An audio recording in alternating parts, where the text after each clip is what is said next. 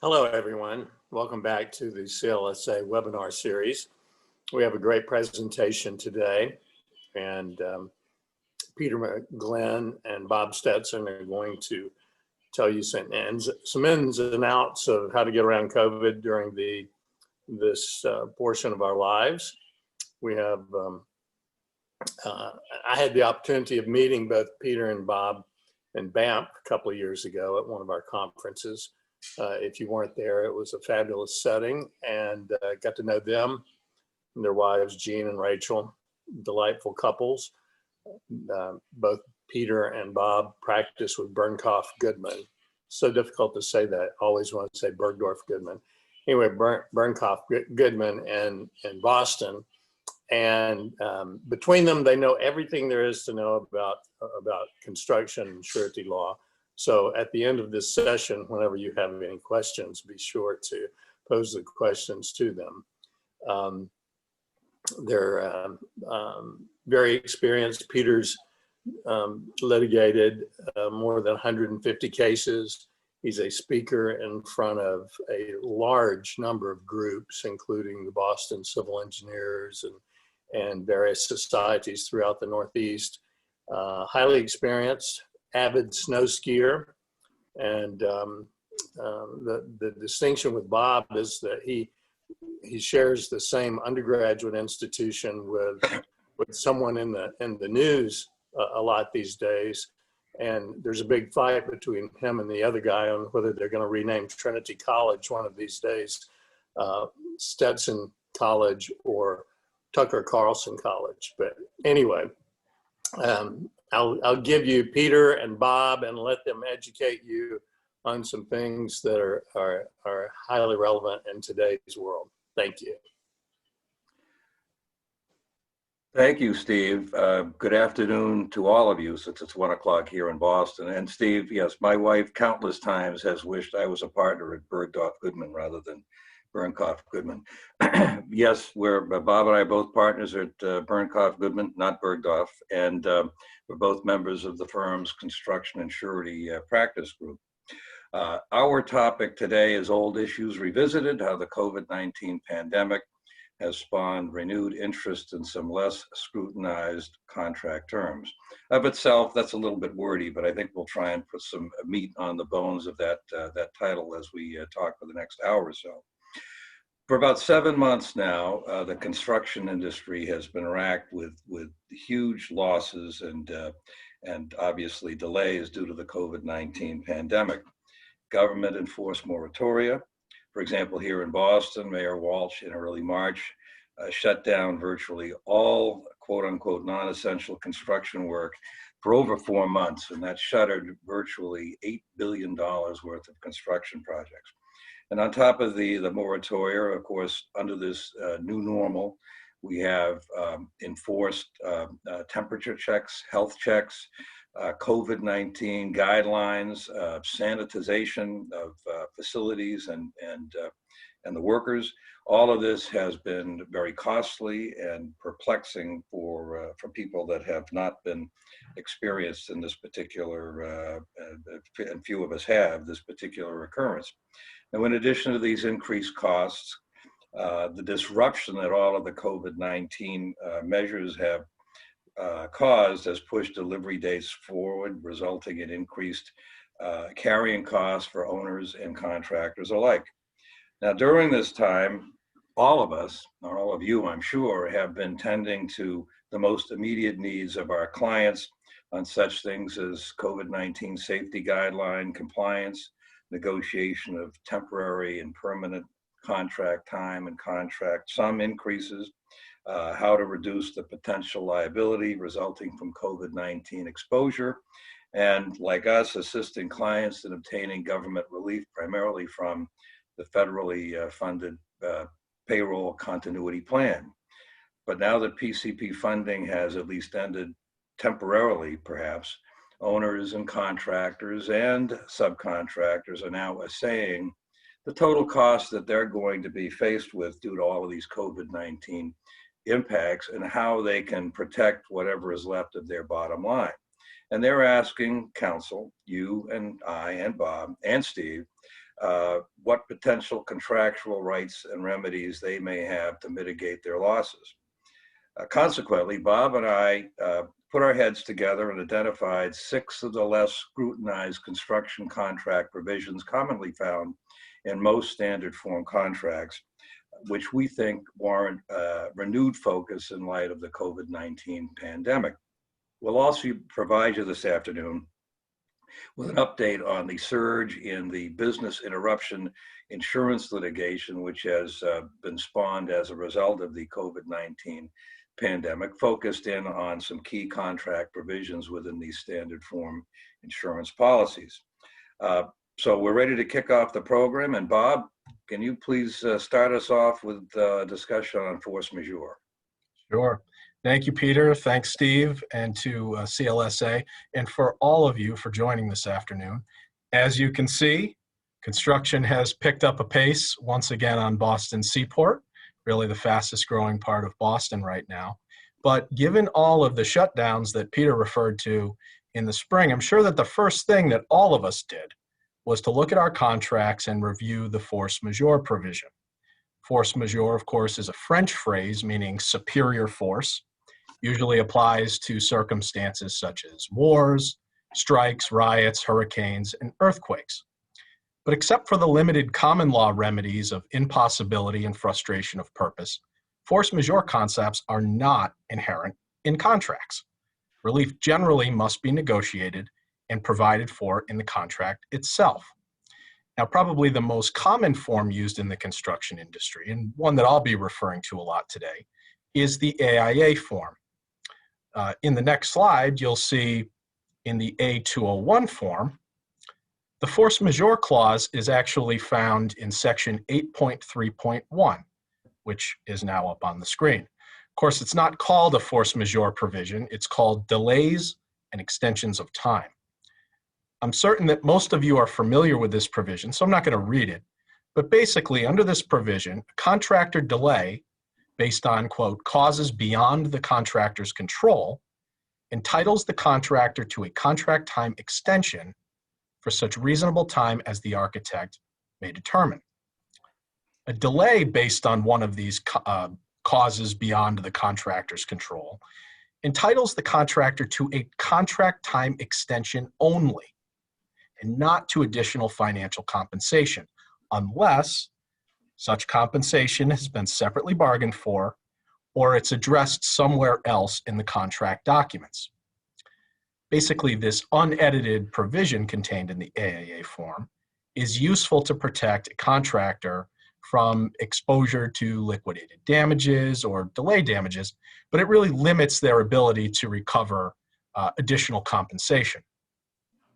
So there are generally, when it comes to COVID-19 and the pandemic, there are generally 3 primary issues that come up when negotiating this particular provision in your contract. Number 1, should the pandemic be specifically addressed in this provision or in the body of your contract elsewhere? Number 2, should the contractor be entitled to additional compensation for at least certain of the delays identified in this provision? And number three, how do you address the issue of concurrent causes for delay? Starting with the pandemic, I've heard attorneys argue that the pandemic is implicitly addressed in this provision, this is 8.3.1, by the broad reference to, quote, causes beyond the contractor's control. I'm not so sure for a couple of reasons. First, these type of clauses, force majeure clauses, are strictly construed by most courts and require considerable clarity and definitiveness with respect to the acts and circumstances in which they apply. Here, there is clarity and specificity as to several delay-based issues, fire, labor disputes, for instance, but not as to pandemic or, frankly, anything like a pandemic. Second, and along similar lines, is the interpretive doctrine of as judum generis, which is Latin for, quote, of the same kind. Basically, if a provision lists specific classes of persons or things, and then refers to a class more generally, the general statements only apply to the same kind of persons or things specifically listed. In other words, the specific term defines and limits the general clause. Here again, the specific causes identified do not include pandemic or anything related to pandemic. Now, Section 6.3 of Consensus Docs 200 specifically references epidemic in its force majeure provision, which I think is probably close enough to address the pandemic that we're currently in. But that's also quite different than, again, this unedited language in the AIA form. And candidly, I cannot, at least from my perspective or my own personal experience, I cannot tell you the last time that I negotiated a consensus docs contract here in Massachusetts. Either way, the point is simply that in order to ensure that the force majeure provision applies to pandemic-related damages, it really should be specifically addressed in the provision. The next question, of course, is whether additional compensation should be due for certain of these delays. Now, early on in the pandemic, particularly when there were these specific shutdown orders in place, owners seemed to be, for the most part, receptive to increases in not just contract time, but also additional compensation related to the pandemic. But in the time since construction activities have opened back up, it seems as though there's been a lot more pushback, at least on the compensation end of things during contract negotiations. From the owner's perspective, I think, given our current level of knowledge about the pandemic and about how the pandemic affected the market conditions, certain owners view that the pandemic is really not that much different than any other market force that contractors should be prepared to account for when agreeing to contract time and schedules. Now, there is certainly room for middle ground in these negotiations, staying again with Section 8.3.1. From a fairness perspective, if an owner or architect causes the delay, or if they order a change order, I think there's good grounds to support that the contractor should get not just an extension of time, but also additional compensation, at least some general conditions, if nothing else. If it's something without fault, and that probably should have been accounted for in some fashion in the contract sum, then perhaps the contractor should not get any additional compensation and only additional contract time. On to the issue of concurrent delays. Some pandemic-related issues are pretty straightforward. Again, the government shutdowns comes to mind, where you can just add the number of days that the project was shut down. But what happens if a subcontractor has an outbreak and the delays due to short staffing are compounded by contractors' mismanagement and failure to coordinate the work properly? That's more of a concurrent delay. Section 8.3.1, even if you add that pandemic language there in subsection 3, doesn't really provide a clear answer. Now, one answer can be borrowed from section 14.3.2.1, which I'll put up on the screen now, in which, following an owner-ordered suspension, contract time and sum can be added unless it's caused by something for which the contractor is responsible. So if you look at that, kind of the last full sentence up on your screen, it says, no adjustment shall be made to the extent that performance is, was, or would have been so suspended, delayed, or interrupted by another cause for which the contractor is responsible. Incorporating this concept into section 8.3.1 in some fashion would provide greater clarity on the issue of concurrent delays. It doesn't necessarily address the situation where these concurrent delays are so, inextricably intertwined that they cannot be apportioned or separated. But that issue can probably also be addressed in a separate sentence. And in any event, delays like that really can't be apportioned probably don't happen that often. So, if it becomes an issue during your negotiations, it's likely not worth fighting over to get to yes. And then one final point on force majeure, and then I'll turn it back over to Peter, is emergency situations. If contractors are getting pushback from owners on, some of these force majeure concepts that we've been talking about, I suspect that in certain circumstances, and again, assuming we're talking about an AIA-based form, contractors are going to start pointing to section 10.4 of the A201, which I just put up on the screen. It says, in an emergency affecting safety or persons or property, the contractor shall act at the contractor's discretion to prevent threatened damage, injury, or loss. Additional compensation or extension of time on account of an emergency shall be determined as provided elsewhere. This is your emergency provision. Now, I know most of us ordinarily think of this as being related to some, external force threatening the project, a hurricane, an imminent collapse, or something like that. But if there's been a COVID outbreak at your site and the contractor shuts down the site in order to protect the safety of the workers, disinfect the site, etc., I don't see why the plain language of this provision wouldn't provide an avenue to request extra time and money. In fact, I think that under those circumstances, which really are not terribly far-fetched, the contractor probably has a pretty decent argument. Back to you, Peter. Thank you, Bob. Bob, I always feel that my briefs have been enhanced if I use at least once into each brief as Judum generis. So in any event, we'll move on. Yes, I learned that trick from you. We'll move on to liquidated damage clauses. There are a number of different liquidated damage clauses that are out there in the standard form subcontracts. AIA is the simplest one. That's in section 4.3, and I'm not even going to put it up on the as a slide, because it basically says, parties, put your own clause in here. You draft it, and then this is where you can stick it. It's nothing more than a placeholder. And there are others like consensus docs, and if we can have the next slide, please. The consensus docs, there we are, consensus docs 200, article 6.5. This is really what we would characterize as a very basic liquidated damage clause. It's not one, generally speaking, that we would recommend that you use without some modification. And there's a number of reasons for that. But the reason why we picked liquidated damages for one of the clauses for this topic is that I think most of us, and I've been guilty in the past of this as well, the primary focus of any LD clause is what? Of course, how much?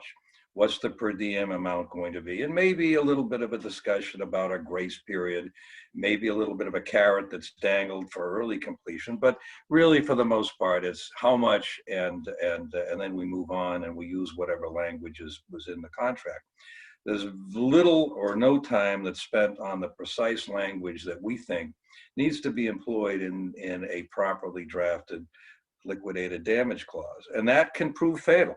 Courts have time and time again have looked to the liquidated damage clause and have determined that for whatever reason it is unenforceable if challenged by a contractor.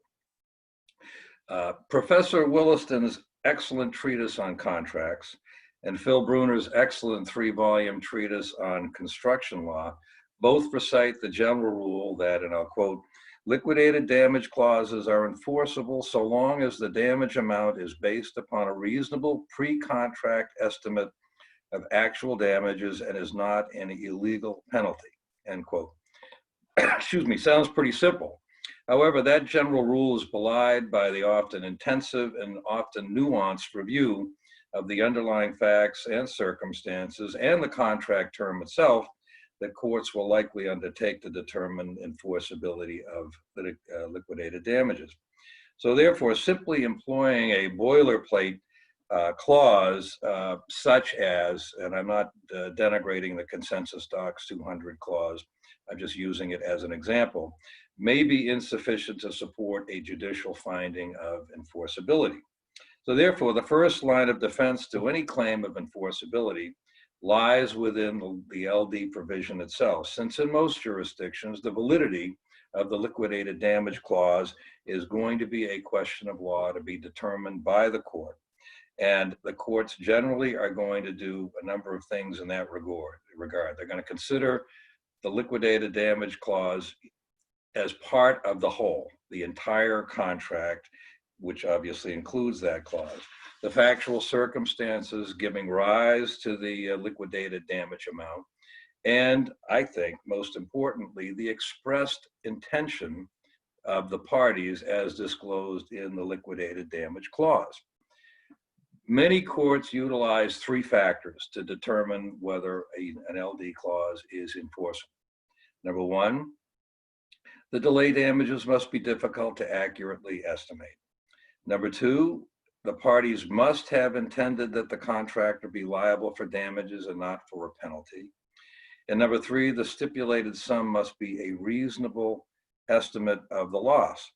So therefore, our submission is that more detailed language in the liquidated damage clause addressing each of these three factors will likely be very probative evidence of the objective manifestations of the parties' intentions.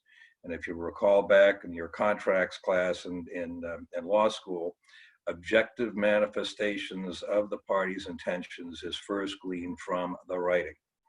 So in that regard, let's take it and break it down a little bit further, including as much detail as possible concerning the difficulty that the owner has in accurately estimating delay damages, for example, is one important step in proving estimating difficulties. For example, where the parties have acknowledged that liquidated damages are included because of the, quote, impracticability and extreme difficulty in fixing and ascertaining delay damages, end quote. Excuse me, such language has been held in several cases as being, quote unquote, decisive. And in our state, Massachusetts, such language likely is even more important. Since 1999, Massachusetts' Supreme Judicial Court has adopted what's known as a single look approach to the enforceability of liquidated damage clauses. And what the court does is determine whether or not the liquidated damage amount was reasonable at the time that the contract was executed. Other jurisdictions will employ what's known as a second look approach, which means that the courts are going to reevaluate the liquidated damage amount at the time that the party is seeking enforcement of the LD clause. It's also important to clearly state in the LD clause the expressed intention of the parties to provide for an award of liquidated damages rather than a penalty. Simply saying it's not a penalty and it's a liquidated damage amount may in many instances be insufficient, especially where the cases devolve around whether in fact what the condition is or the circumstances is that gives rise to the LD assessment is essentially punitive in nature. Now, the stipulated sum must also be a reasonable estimate of the loss.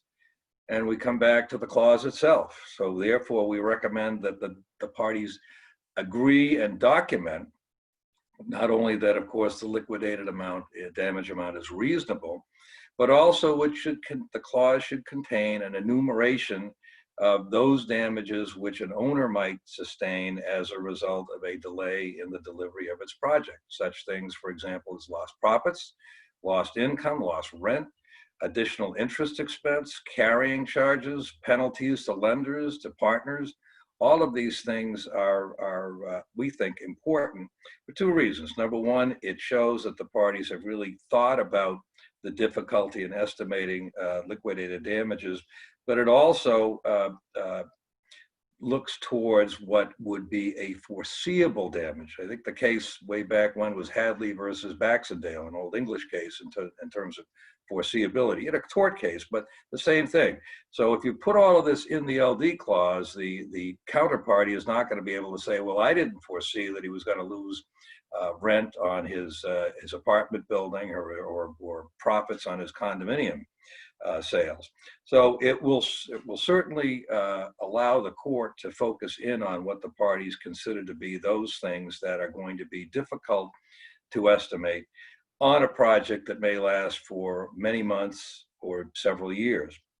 Now, there's some, some other factors that the courts are going to consider as well. For example, in jurisdictions like where Steve Henry practices in Florida. Enforceability can be strengthened by such things as early completion bonus clauses, grace periods, a stepped up damage amount if the delay exceeds a specified time. The court will look at these and say, all right, well, yeah, it's going to be a $5,000 per diem on the LD, but if he finishes early, he gets $3,000 per diem. Things like that the court is going to consider. And aside from the content of the LD clause, it's important to consider the amount carefully. Simply forcing the contractor to accept some huge amount may seem like a home run score when you negotiate the contract, but it may have a high price that will be paid if enforceability of the clause is challenged later on down the line. A couple of things that are practically to be considered in that regard. One is that if you get a high liquidated damage amount, the contractor may stick in a large contingency to cover any losses that he may sustain, or she, in the event of a liquidated damage assessment. And also a very high figure may be viewed by the court as a penalty. So I think we're going to move on to our next topic, price escalation clauses. And Bob, your turn. Sure. Price escalation clauses. Interest in at least in the private construction context, interest in price escalation clauses really sort of took off in the early 2000s. I think the driver at that point in time was kind of the fluctuations in the price of steel. I know that the AGC, the Associated General Contractors of America, around that time, 2003, 2004, started making a really big push to incorporate price escalation concepts in all construction contracts. But as far as I know, none of the most commonly used construction forms have ever directly incorporated this concept, certainly not the AIA. So the reason we chose this topic is because during the pandemic, there's been a sort of a renewed interest in these types of clauses. This was especially true during the early stages of the pandemic, when it was totally unclear how the pandemic was going to affect material and labor prices. So there are really three primary ways to incorporate price escalation concepts into your contract. The first is what I call the objective way or method. The second is the subjective method. And then the third is just as an allowance. Up on the screen, we see the four primary components of the objective method. Just going through each of these components, starting with adjustments. The AGC approach favors including both upward as well as downward adjustments for price changes. This probably makes sense from a fairness perspective, although if the contractor's fee is based on the percentage of the cost of the work, perhaps not. Either way, I think, even if it goes both ways, up and down for contractors, it's probably a good concession in order to protect your downside in uncertain times. Number two there, labor and materials. For contractors, at least in my experience, you're always starting from behind when you're trying to have a discussion about price escalation. And, some of that comes from history. Historically, contractors, have for the most part underwritten the risk of changes in labor and material. So price escalation can be a tough sell. Now, I think COVID has softened opposition to this concept a bit, but by further narrowing, the areas of uncertainty, it might make this concept even more palatable to reluctant owners. So for instance, softwood lumber, as an example, it's jumped, I think, between 45 and 50% in price since the beginning of the pandemic. Given the known volatility of this particular item, kind of like steel back in the early 2000s, it might make sense to try and limit a price escalation clause to a particular item or material. That may make the negotiations go along a little bit easier. Number three is establishing your baseline price and method of adjustment. And this can be done, I think, in two primary ways. The first is by establishing a price through invoice or bid estimate right at the outset of the project, and then comparing it to the later price at the actual, that's actually signed, the subcontract price or the material price. And the other way is by referring to a specific index and then adding or subtracting to the contract sum or GMP based on the percent of increase or decrease identified in that particular index. You know, the U.S. Bureau of Labor's Producer Price Index is a very commonly known index for this purpose, but there are several others out there as well. And lastly, in terms of this objective method, price escalation clauses can allocate risk even further by establishing thresholds, you know, kind of floors and ceilings. You know, one example, and there are many ways to do this, but, you know, contractor covers any increases up to, you know, 10%, and then, you know, owner will cover everything thereafter. Again, this is another way to, or another potential arrow in your quiver, you know, during these types of negotiations. The second way that I mentioned is this sort of subjective way. And I'm going to put an example up on the screen. Now, this is one, the disclaimer is that I did not draft this, and this was proposed to me in July. I was not particularly fond of it, but I think it's a good example of this sort of subjective method to a price escalation clause. If you look at the second main clause there, it says basically, contractor shall be entitled to an extension of contract time and an equitable adjustment of the contract price due to labor shortages, material escalation, you know, other causes beyond contractor's control, including coronavirus pandemic. So this type of provision is sort of a variation on the force majeure clause that we discussed earlier, you know, section 8.3.1 of the A201. Basically, it links the entitlement to a change order to the cause. You know, if a price increase is caused by the pandemic, then you can get more time and compensation. But the problem is, in practice, the reasons for certain increases in labor or materials may not be that obvious or easy to establish. And that's kind of why I refer to this provision or this type of provision as being subjective. And in my opinion, you know, probably less appealing from at least a clarity and an efficiency standpoint. That being said, I think the advantage of this type of provision from a negotiating context is that you can kind of cabin it to, you know, in this instance, the pandemic. You know, arguably this provision is the one that I'm showing on the screen is a little bit broader than that. But, you know, if a contractor comes into a negotiation and says, you know, with all the uncertainty in the world, you know, I need to know that if this project, you know, really gets impacted by this pandemic, you know, a significant outbreak or something of that nature, if the contractor comes in and says, you know, I only need relief for that purpose, I think that's a bit of an easier sell to an owner during your negotiations. And then the last method when it comes to price escalation is, you know, to just sort of deal with it as an allowance. Again, you know, in the pandemic, the most volatile material has seemed to be softwood lumber. Perhaps you want to agree on an allowance amount for softwood lumber.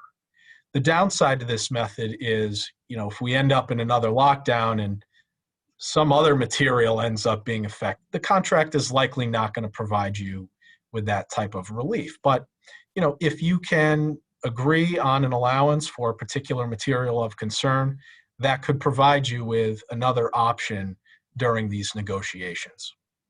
Back to you, Peter. Bob, thank you. Next, we're going to cover owner terminations for cause and convenience clauses. I think we've all recognized that the COVID-19 pandemic has created unanticipated pressure on owners and contractors alike, who are now facing significantly increased costs for sanitization, safety requirements, diminished labor productivity, childcare issues, quarantines, public transportation issues, manufacturing shortages, and of course, equipment and material manufacturing shut down both here and abroad. On the other hand, owners and their investors are similarly burdened with paying more money for all of these increased costs, which are at least attempting to be passed upstream by their contractors, coupled with the extensive carrying costs for project delays due to the COVID-19 shutdowns. And they are consequently experiencing a loss of profits and revenue due to these delayed project openings. And also, looking down the road, ladies and gentlemen, with those projects that are just starting to get into the ground now, they may be part of this first wave of projects that have been impacted by the reduced need for office space in a post-COVID-19 world where more people will be working as they are now at home on a permanent basis. So as a result, at least in Boston anyway, we've seen an uptick on construction terminations. And of course, what people are going to do is then dust off that termination clause in their contract to see what it actually says. Now, we're focusing in, of course, on the standard form termination clauses, but obviously there are lots of other manuscript provisions out there. We're not going to deal with that today. But we know that termination clauses are infrequently used contract provisions, as they should be. It's a harsh remedy and one that should not be considered except under in connection with the most extreme circumstances. But often these clauses are adopted rotely right from the standard form construction contracts, such as those promulgated by the AIA, the American Institute of Architects, the DBIA, the Design Build Institute of America, and CONSENSUSDOCS. Each of them have slightly different clauses, and their differences are potentially material and important. And we're going to take you through a few of those today. Generally speaking, and at the outset, I think it's the general rule in most jurisdictions that an owner can terminate a contract, even in the absence of a termination clause, if the contractor has been in material breach of the contract.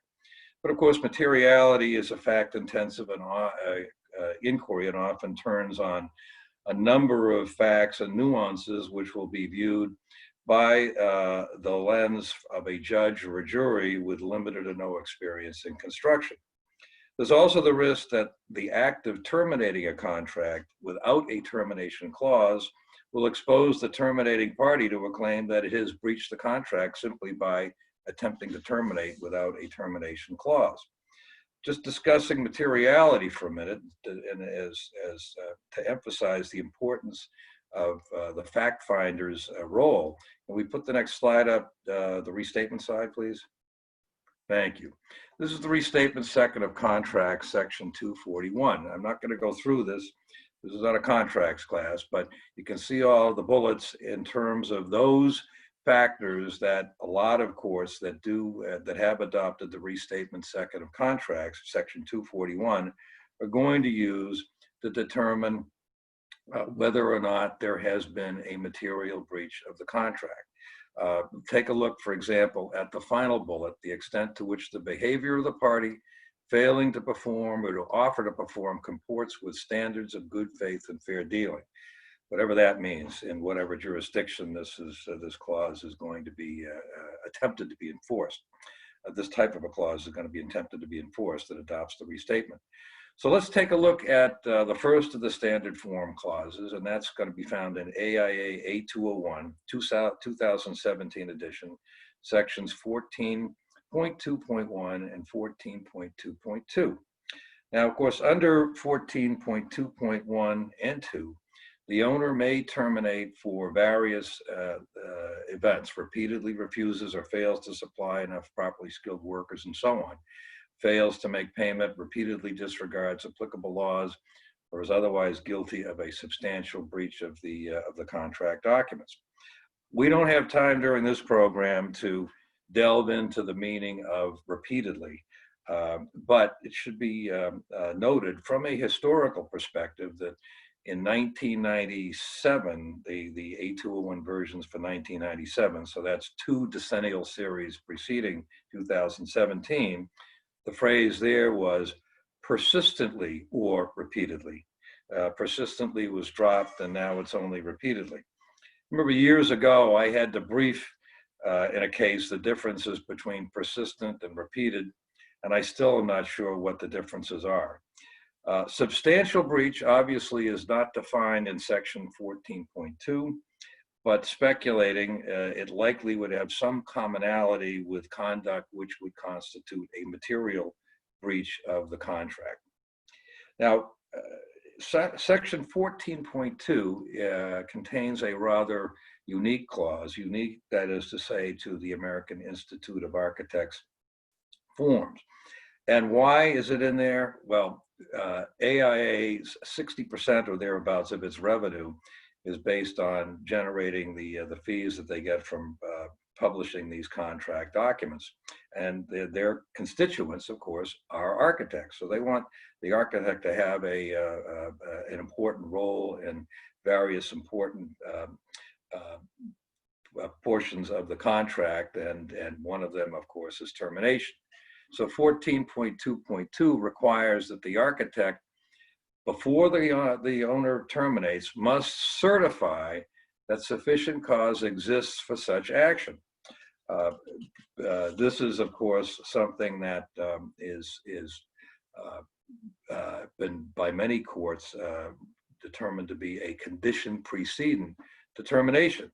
And indeed, in the one case, and I'll give you the site and the title, it's Valenti versus Weinberg. It's an old case, 1907, 80 Connecticut 134, which held that simply certifying that the owner had sufficient cause to terminate is, quote, not enough. There are other potential problems with an architect's certification requirement. One of them is, what happens if after the certification has been given, there are additional bases upon which termination could have been brought or should have been brought? Can essentially the owner rely on these additional discoveries or additional defaults, or do they have to get recertified by the architect? In one case, ironically from Massachusetts, New England Structures Inc. versus Loranger, 354 Mass 62, 1968 case, the court said, you can still use the certification even if additional bases crop up later on. But there are other states that have said, no, you can't do that. The other related issue, which is more common than not, is what happens if the architect fails or refuses to issue that certification, especially in circumstances where perhaps the owner and the architect are at odds, or maybe the architect feels exposed to a potential claim for malpractice. So there's a lot of problems, at least with respect to this precondition of certification, that at least we see in connection with a termination by owner for cause under the AIA form, at least unmodified. The next standard form is CONSENSUSDOCS 200, 2007 version, and we've got that up on the screen, thank you. 11.3.1 is the operative termination for cause clause in the CONSENSUSDOCS contract. But it requires as a precondition that the contractor has failed within 7 days after notice to cure to, quote, commence and satisfactorily continue correction of the default as set forth in the notice to cure. What constitutes satisfactorily continuance is undefined, and it appears that the contractor's failure to correct its default is directly linked to the defaults enumerated in the owner's notice to cure. So thus, if an owner discovers additional defaults, that of itself may trigger the need for an additional notice and additional cure period under CONSENSUSDOCS. But in addition, under 11.3.1, the owner must provide an additional 14-day notice of its intention to terminate, and then, absent, quote, appropriate corrective action, end quote, taken by the contractor, whatever that means, a final notice of termination must then be issued. So just comparing from a temporal aspect, the AIA termination clause and the CONSENSUSDOCS termination clause, AIA, of course, requires architect certification, but only a 7 days advance notice. Consensus requires a total of 21 days of advance pre-termination notice with substantial contractor cure rights. And the final standard form I'll discuss is the DBIA form. And may we have the next slide, please. DBIA's termination for cause provision contains similar bases to those contained in its AIA analog, section 14.2.1, except that the enumerated bases in 11.2.1 are coupled with the requirement that the design builder must have, quote, persistently, rather than repeatedly, as in AIA, failed to perform.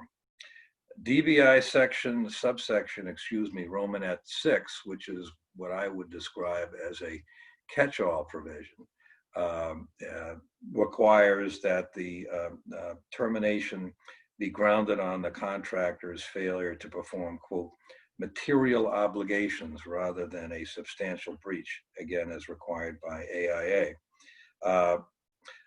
These are some of the differences between AIA and the DBIA, but also under section 11.2.2 of the DBIA clause, the owner is required to serve notice of its intention to terminate, coupled with a 7-day cure period, and the owner then must issue a second 7-day cure period if the contractor fails to cure or, quote, reasonably commences to cure, end quote, within the second 7-day cure period. So as you can see, just between these three standard form clauses, there are significant differences between not only the time, the cure period, and also, of course, the AIA clause that requires an architect's certification. Now, even if the contract contains a termination provision, there are courts out there that have held that the owner's right to terminate can be deemed to have been waived under certain conditions. One is if the owner has unreasonably delayed exercising its termination rights under the contract, such as there's been prejudice that has been suffered by the contractor. And the owner may also be unable to terminate in the event that the work has been deemed substantially complete.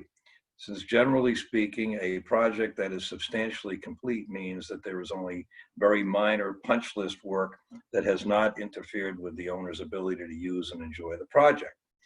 However, courts in a number of those same cases have indicated that even if the contractor has achieved substantial completion, termination is not barred so long as there has been a reasonable cure period provided to the contractor to get that work done. Now, in terms of the clauses dealing with termination for convenience, they're even more rarely used, or I should say in the past. I think in my career, I've only had about 3 or 4 cases. Bob worked on one we just finished about a year or so ago, where the owner invoked the termination for convenience clause.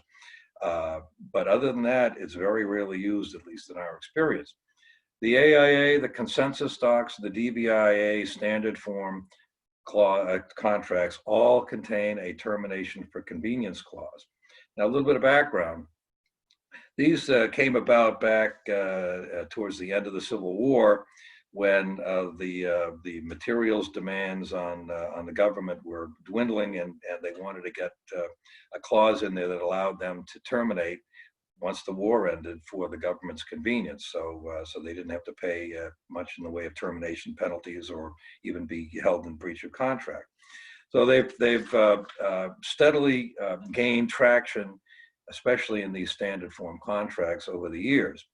We expect to see an uptick in convenience terminations in the wake of COVID-19, where, for example, an owner or its lenders or its partners have concluded that the cost of completing a project has just grown too high, or that the delay in the project's completion has caused the project to miss a profitable marketing opportunity, or, as I alluded to just a few minutes ago, it may very well be that this 40-story skyscraper with 1 million square feet of office space will not be rentable, at least all of the office space in the near term. So that's where termination for convenience may prove to be the right clause to implement, especially where the contractor is not in default and you don't want to create a potential counterclaim for wrongful termination for cause. Generally, the main issue in convenience termination is how much the contractor is going to get paid upon a convenience termination. We go to the next slide. Yes, thank you. This is the AIA clause, and it says in section 14.4.3 that the owner shall pay the contractor for work properly executed, costs incurred by reason of the termination, including costs attributable to termination of subcontracts, and the termination fee, if any, set forth in the agreement. And that latter portion of this clause contemplates that the parties are going to provide some form of a termination fee. But obviously, if it is omitted or not included, then the argument is that the contractor is not entitled to any fee. Consensus docs termination. Next slide, please. The consensus docs termination clause is termination for convenience clause is set in 11.4.1 and 11.4.2. And it has similar compensation protocols to the AIA analog, plus reimbursement for all demob costs, as well as costs incurred as a result of the termination, and similar to AIA, a negotiated premium. Again, if there is no premium, then arguably the contractor is not entitled to one. Now, next slide, please. Under DBIA's clause, the termination for convenience clause, slightly different. The contractor gets paid for all work executed in accordance with the CDs, plus reasonable termination costs and expenses and excess demobilization costs and settlement costs, as well as a fair and reasonable sum for overhead and profit. So obviously that's not well defined as to what that is, but it's certainly something that at least leaves open the argument as to what constitutes fair and reasonable sum for overhead and profit. Now, one frequently overlooked issue in connection with termination for convenience is that absent some other provision in the contract, not existing in these three standard form clauses that we've seen, courts have held that a termination for convenience constitutes a waiver of all pre-termination claims because the termination for convenience denies the contractor the opportunity to cure any of these alleged breaches. That's something that Bob and I were exploring in our last T4C case, but it's out there, and you should be aware of that if you're guiding your owners towards a termination for convenience of a project, and the owner has claims or potential claims against the contractor. Bob, I'm going to turn it over to you for the contractor's perspective on termination. Yes, the flip side of that discussion. Can we have the next slide? So what I'm putting up on the screen is section 14.1 of the A201. Again, this is AIA. This is a summary. This is a little bit of paraphrasing, but essentially this shows the triggers for contractor termination rights. And I'd like to run through a couple of these in a little bit more detail. The first one there, subsection 1 of 14.1.1 is public authority shutdown. This provision typically refers to a project being shut down by a building inspector or court order, but it could also apply where a health inspector has observed, numerous COVID-19 violations and shut down a site.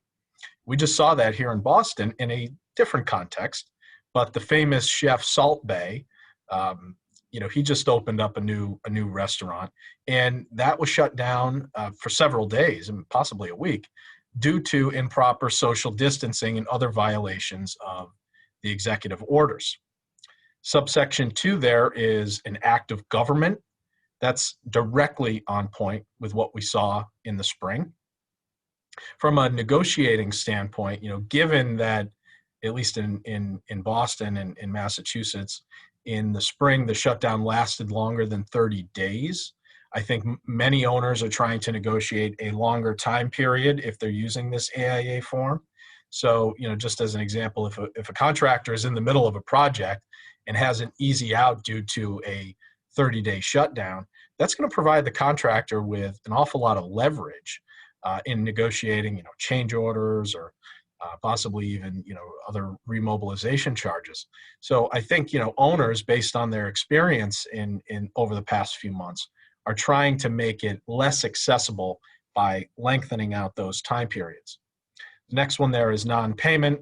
That's pretty self-explanatory. And then the fourth one there is reasonable evidence of financial arrangements. This provision is one to be aware of if the situation, around the country and the world starts to deteriorate even further, again, especially economically. Under Section 2.2 of the A201 form, an owner is required to provide, quote, reasonable evidence of its financial arrangements for the project. Once the project begins, an owner is required to update that information only if the contractor identifies in writing, quote, reasonable concern regarding the owner's ability to make payments when due. If the owner fails to provide that evidence, the contractor can suspend, and this would start the clock running for a contractor termination. But, when do these provisions apply? What is, quote, reasonable evidence? What is, quote, reasonable concern? The circumstances in which these provisions could come into play are virtually limitless in a pandemic or in a time of economic strife more generally. And there is really a dearth of case law on this concept. Is evidence of a construction loan enough? In ordinary times, it may very well be. But what about if the owner's flagship tenant goes out of business and it's unclear whether the owner is going to be able to service the construction loan debt? Maybe not. So, given sort of this uncertainty that is hanging over all of us right now, you may want to consider adding some detail or at least some specifics to this requirement so that you can have some additional clarity and avoid a fight or a potential fight down the road. Owner suspension is 14.1.2. That's sort of self-explanatory. And then the last one there is owner's non-monetary breach. Although it's kind of hard to imagine a non-monetary owner's breach that would shut down a project for 60 days, what if the owner's architect goes out of business? And the owner, who has an obligation to provide, drawings and other information, is unable or unwilling to retain a new architect, and the project grinds to a halt. While perhaps that's unlikely, it's certainly not inconceivable if there is a significant outbreak or even another government shutdown in your area. So this is another provision to sort of refamiliarize yourself with in the current environment. The next topic, and my last topic to discuss, is COVID-19 compliance plans. Most owners are requiring that contractors outline specific procedures for dealing with the pandemic as part of their safety obligations. In Massachusetts, as Peter actually alluded to earlier, Governor Baker's executive orders require contractors to submit and obtain approval of site-specific plans addressing COVID-19. These plans are generally incorporated into the contract by either reference or as a specific exhibit. But there are generally a whole bunch of components. If we could put the next slide up on the screen. There are several components that are typically addressed in some fashion in a detailed COVID-19 plan. The first is social distancing, which typically includes some sort of best efforts requirement, use of gloves and masks, which almost goes without saying these days, limiting break and snack areas, identifying a site-specific COVID-19 officer, systematic disinfecting measures, particularly in high-touch areas, hand washing stations, temperature checks. We've seen now those touchless thermometer stations where you just kind of put your head in front of the thing, and in some form of contact tracing, whether that's specific notification to the local board of health or some other state authority, and then certifications. And on this last point, many contractors are requiring subcontractors and their individual employees to sign something every day they show up to the project, which basically says, I've not had any symptoms for the last however many hours. I haven't been exposed to anyone with COVID-19. There's some variation there. And some of the more sophisticated contractors are using electronic means like iPads to have these forms signed. But one interesting question that came up on a project somewhat recently is whether you should also include, some sort of disclaimer, like if you come down with COVID-19, you cannot sue the contractor or the owner. You know, kind of like the Trump campaign did at some of their rallies. I thought this was an interesting idea. I didn't come up with it. And I drafted some language to that effect, but then the contractor started getting nervous and asked that, you know, we sort of ask around what other contractors are doing in Massachusetts. This was end of June or early July when we sort of did this survey. And at that time, there really weren't any other contractors that were employing this type of language in their certifications. So the contractor decided not to include that language, at least at that time. Now, I think my contact information is up here somewhere or will be supplied. If anyone out there has had a different experience, I'd really love to know. So please feel free to reach out to me separately if you have any information about other contractors using this in their certifications. Thank you. Peter, business interruption. Thank you. This is going to be my final topic, and we're going to take a little bit more of a macro approach and look at BII, business interruption insurance policies, rather than specific clauses and kind of what's happening in the wake of COVID-19. I think before COVID-19 hit our shores, business interruption insurance coverage fell solidly in third place in perceived importance behind commercial liability and property damage insurance. The pandemic has obviously abruptly changed that status of BII insurance. This past April, for example, marked the time when businesses stricken by COVID-19 started suing their BII carriers, claiming that the COVID-19 pandemic triggered the insurer's obligation to provide business interruption insurance for their pandemic losses. Currently, there are in excess of 1,000 COVID-related BII cases pending nationwide. It appears that the most cases have been filed in Pennsylvania and California, and the current scorecard is that the courts are ruling in favor of the insurers in a supermajority of the cases. But the rulings have, for the most part, focused largely on the factual content or lack thereof of the averments contained in the plaintiff's complaint. Two of the first COVID-19 cases that were filed, ironically, were filed in Alabama in April. 7 months hence, there have been no definitive rulings in either of these two cases. But I think it's important just to highlight these two cases because I think that they are emblematic of how these cases are proceeding at a relative snail's pace through the courts in their various jurisdictions. The first case, next slide please, is Wagner Shoes LLC versus Auto Owners Insurance Company. And all I've done is I've given you a portion of the docket sheet in here. But in that case, the plaintiff claims that its property was physically damaged by the presence of COVID-19 and suffered damage as a result because the property that had been exposed to COVID-19 was rendered unsuitable for use as a retail store. It appears that the insurer is claiming, as is typical of most insurance defense strategies, that the policy phrase, quote, direct physical loss, end quote, requires a physical alteration of the insured's property. The defendant insurer has renewed several motions to dismiss in the case. And as you can see a little bit in this docket sheet, the case has had a bit of an unorthodox pass thus far through the court. The plaintiff has filed no less than 4 amended complaints, and the insurer followed suit with several motions to dismiss. A notice of voluntary dismissal by the plaintiff was filed in early September, only to be withdrawn the same day. And presently, there is another motion pending before the court by the plaintiff to further amend its complaint. No dispositive decisions in that case.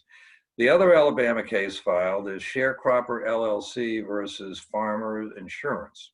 And in that case, the plaintiff employed a different tact. It expressly disclaimed that it suffered any physical damage to its property. Instead, it claimed that it lost the use of its restaurant under the government's moratoria that prohibited on premises dining under Alabama law, and that such laws triggered the BII coverage in that case. Again, to our knowledge, there have been no dispositive motions filed in the case, and as the most recent docket entry on this slide shows, they're currently in discovery. Now, one thing that I think we've have learned from these 1,000+ cases, and rest assured, I've not looked at all of them, but I've looked at enough of them, and it seems that what is being required by the courts is almost a hyper need for detailed, specific pleadings in the complaints beyond the normal pleading requirements of the Ashcroft versus Iqbal and Bell Atlantic versus Twombly case, which, as you know, requires that the complaints contain, quote, sufficient factual material to state a claim to relief that is plausible on its face. It seems that the courts are looking for a more extensive specificity that COVID-19 caused property loss or damage, and describe precisely how such property loss or damage was caused, and caused by, of course, COVID-19. Next slide, please. In the, and this is another docket sheet for a case called Gavrilides Management versus Michigan Insurance.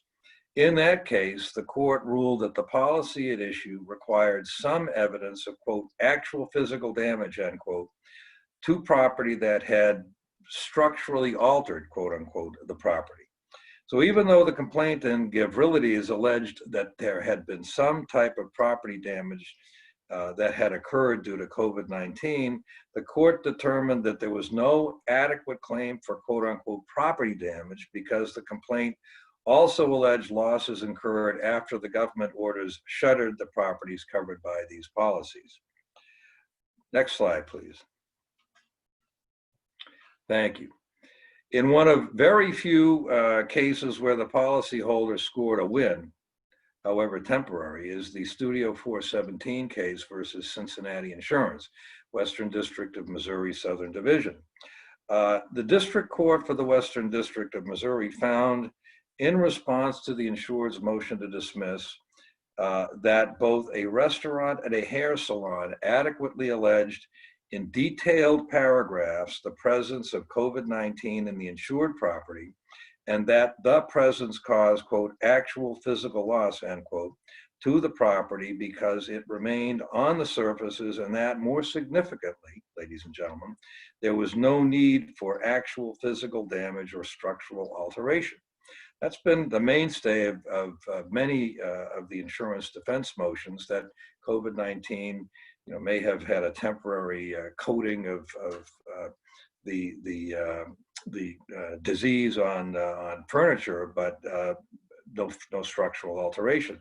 The court explained that the term loss in the policy could mean loss of use because the policy covered both, quote, direct physical loss of and damage to, end quote, the covered property.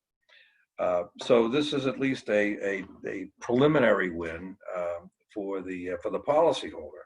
But it's important to note, and this is not the full decision, but we've given you excerpts here, that while the court allowed discovery to proceed on this case, it noted that it was not deciding the coverage issues and would reconsider what COVID-19,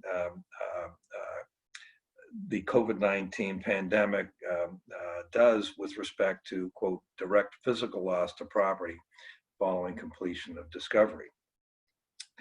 On the class action front, half of these 1,000+ lawsuits thus far filed have been filed as class actions.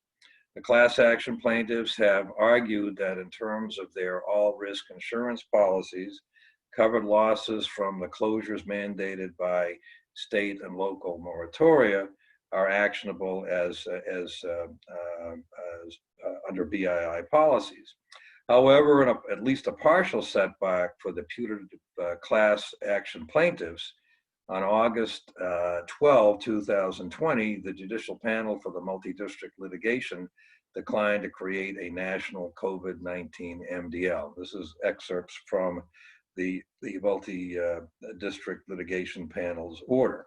The court said that there were too few common questions of fact, and that the centralization of COVID-19 litigation would not result in any efficiencies. However, the court left open the possibility of an insurer-specific MDL, which would involve the Hartford Society Insurance Company, Cincinnati Insurance Company, and certain underwriters at Lloyd's of London. On the legislative front, New Jersey, Pennsylvania, Ohio, and Louisiana have all considered requiring insurers to cover COVID-19 business interruption losses. But a lot of that legislation, indeed all of it, has stalled due to a clause known as the Contracts Clause in Article 1 of the United States Constitution, which of course prohibits states from enacting legislation relieving persons of their contractual obligations. California has taken a different approach. California, can we have the next slide, please?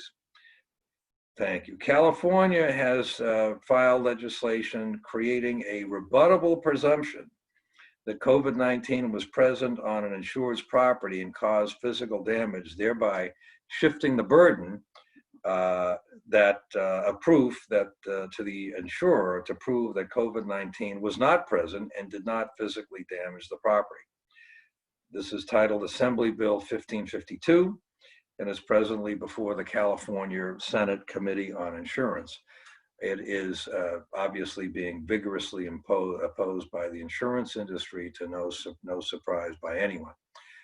That's still pending in committee, and nothing has come up, at least since we started preparing for this program.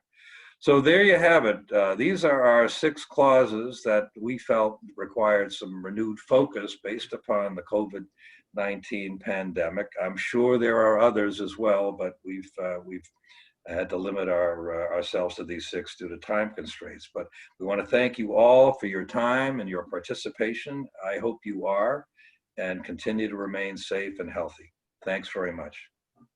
Thank you all, and I think we have a couple more minutes left. If you want to ask any questions, feel free to use the Q&A button below. I see one.